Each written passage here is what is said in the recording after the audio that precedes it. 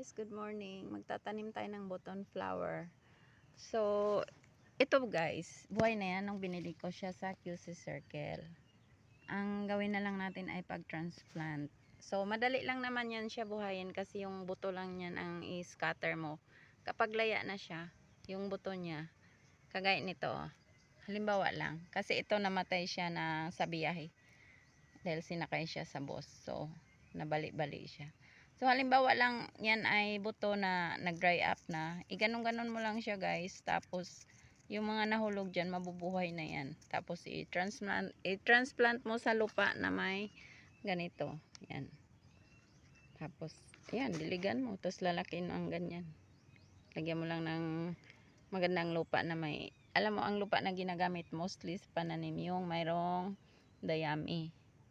O kaya yung basta yung mga compost. So, itanim na natin siya guys. Yan.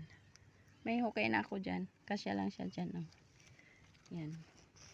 Nagtatanim ako dito ng iba-ibang klaseng halaman sa bundok. Nandito tayo sa bundok guys. Pero may bahay dito. Ano lang to, mga 2.5 hectares. So, nagtatanim tayo. Parang, intercropping. Ang pinakatanim talaga dito ay coconut at saka siniguelas. Yan ang siniguelas guys.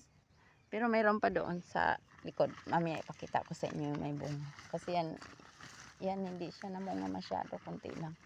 So doon sa likod maraming bunga. So ito guys, ang button flower. Pag tinanim mo, hindi ka natanim ng tanim. Kasi magkanda hulog yung laya na bulaklak niyan. Yung dried up na bulaklak. Magkanda hulog. Tapos, yan. Magiging seeds na siya. So, hindi siya lagain masyado. Ayan. Ayan na guys. Meron na tayong button flower. Dinadirect ko na siya. Tinanggal ko yung plastic. Kasi, baka naman, hindi siya mabasa pag tag-ulan. Hindi ako nagdidilig dito guys. Kaya yung iba kong halaman dito, nawawala lang. Buti nga ito guys, may naiwan pa. Ito ay tinatawag na African Daisy. Yan, ang bulaklak naman yan, I think. Binili ko yan siya sa Biska nung last year. Yan, 3 yan sila, pero yan na lang ang natira.